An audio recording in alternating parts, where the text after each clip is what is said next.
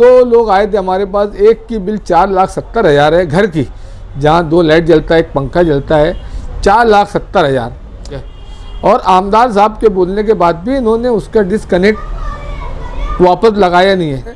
वो मालेगांव शहर में डाकू बनकर बैठे हुए हैं, लूट रहे हैं और कंज्यूमर को चोर बोलते हैं, जबकि इनका कंडक्टर ख़राब है। इंतहाई निकम्मा प्रशासक है जो कॉरपोरेशन आता नहीं, काम करता नहीं। आज जगह जगह कचरों का ढेर पड़ा हुआ है, जिसकी वजह से बीमारियां बढ़ रही है। नए बजट में जो पानी पट्टी 1200 थी, आज 2700 रुपये हो गई है।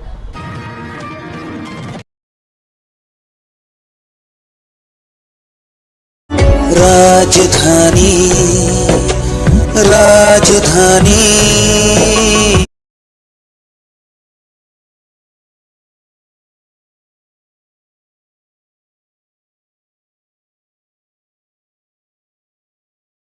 महाराष्ट्र बिजली कंपनी ने 37% बिजली के रेट बढ़ाने के लिए MERC में प्रोग्राम रखा है। उन्होंने अपना जो नया टैरिफ तय करने के लिए, नया दाम तय करने के लिए 37% बढ़ा कर रखा है। जो पावर बढ़ाने के लिए MERC में है, अगर हम देखें आने वाले वक्त में मार्च 2023 में जो नई टेक्सटाइल पॉलिसी बन रही है, उसमें हमको पावर की सब्सिडी मिलती है कि नहीं मिलती है। बीजेपी सरकार दो रुखापन कर रही है, जहाँ मुस्लिम इंडस्ट्री है, मुस्लिम मसाइल है, उनको नज़रअंदाज कर रही है।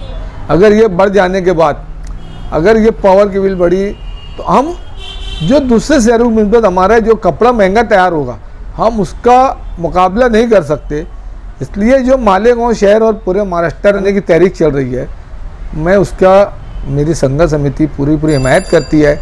और आवाम से भी चाहते हैं कि आवाम भी हमारा साथ देवे, जो बिजली बोर्ड और तहरीक चला रहे हैं उनका साथ देवे। और ये जो नर्क बढ़ रहा है, जो रेट बढ़ रही है, बढ़ना नहीं चाहिए, मैं यही उम्मीद करता हूँ।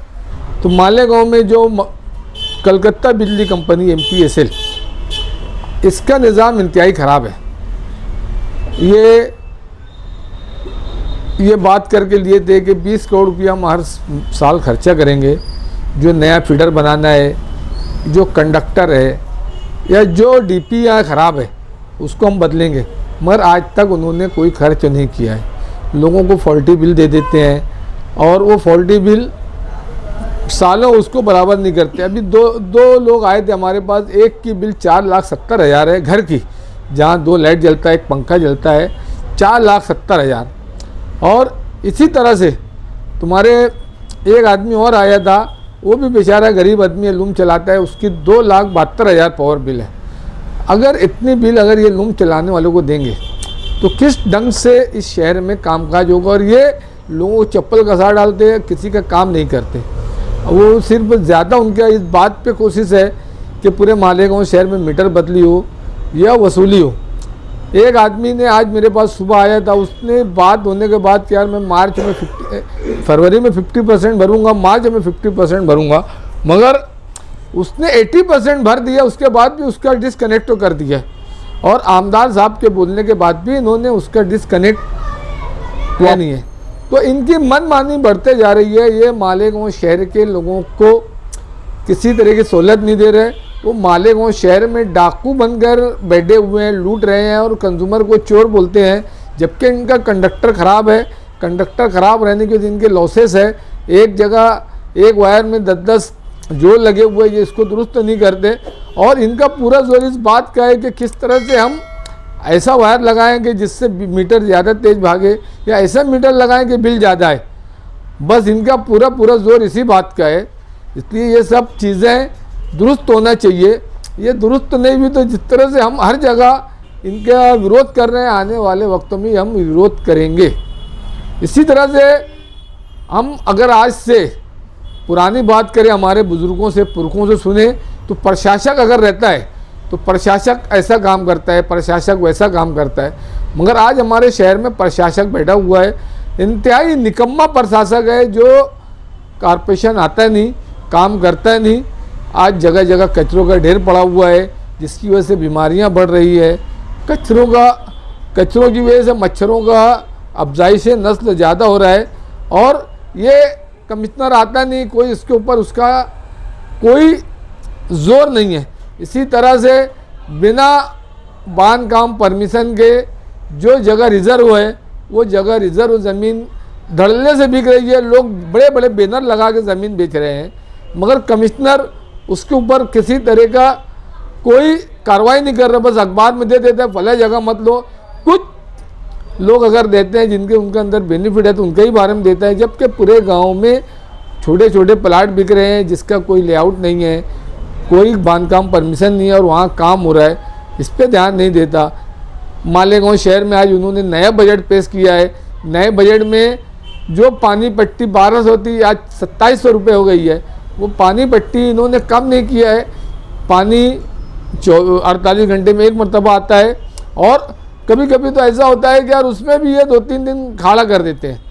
इसलिए ये सब जो चीज़ें हैं, हम समझते थे प्रशासक आने के बाद अतिक्रमण दूर होगा, जो जगह जगह गटरों के ऊपर अतिक्रमण है वो निकालेगा, या रोड पर जो अतिक्रमण है जिसकी वजह से राहदारी में तकलीफ होती है वो हटाएगा, ये जो डीपी रोडें बंद है जिसकी वजह से हमारे यहाँ पर जगह जगह ट्रैफिक जाम रहती है वो साफ करेगा। कमिश्नर वो सब ना करते हुए गैर हाजिर रहता है और गैर हाजिर रहने की वजह से हमारे शहर का बहुत नुकसान हो रहा है। अब इसके अंदर मालेगांव शहर के जो अवामी नुमाइंदे हैं कहीं उनकी नुमाइंदगी भी नहीं है, जिसकी वजह से वो शहर है। और हमारे अवामी नुमाइंदों को इस बारे में आवाज़ उठाना चाहिए। कमिश्नर रोज़ हमको ड्यूटी देवे और जो ये सब गैर कानूनी काम हो रहे इसके ऊपर वो कार्रवाई करे।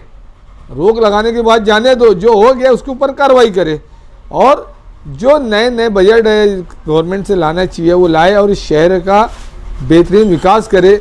हम कमिश्नर को यही ताकीद करना चाहते हैं कि वो करे। और कहीं ना कहीं देखा जाए तो हमारे इस शहर में दादा भुसे साहब जो पालक मंत्री है उनका ही सबसे ज़्यादा असर दिखता है। और हर मामले में अगर हम बोलें कि यार बजट तो नदी के उस पार, कोई काम बोले तो नदी के वो पार, या कोई भी ऐसी बात हो तो ले दे के दादा भुसे वो इतना हावी है कि हमारे जो दूसरे लीडरान हैं वो दूसरे लीडरान दब जाते हैं, या उनकी ऑफिसर पालक बंदरी होने की वजह से, कैबिनेट मिनिस्टर होने की वजह से ऑफिसर उसकी सुनते हैं, हम जैसे छोटे मोटे लोगों की नहीं सुनते हैं। इसलिए इसके बारे में भी बात होना चाहिए। हर आदमी, हर लीडर, हर पार्टी का आदमी अपने अपने ढंग से, इकट्ठा नहीं मगर अपने अपने ढंग से ये सब जो चाहे बिजली बोर्ड की बात हो, चाहे प्रशासक की बात हो, चाहे दादा भुसे के बढ़ती हुई जो दबाव हो उसकी बात हो, ये सब चीज़ें उसको उसकी अपने अपने ढंग से मुखालफत करना चाहिए। यही मैं शहर के जो अवामी नुमाइंदे हैं, शहर की आवाम है, शहर की NGOs है, शहर की जो तंजीमें हैं, उनसे मैं यही उम्मीद करता हूँ। जय हिंद।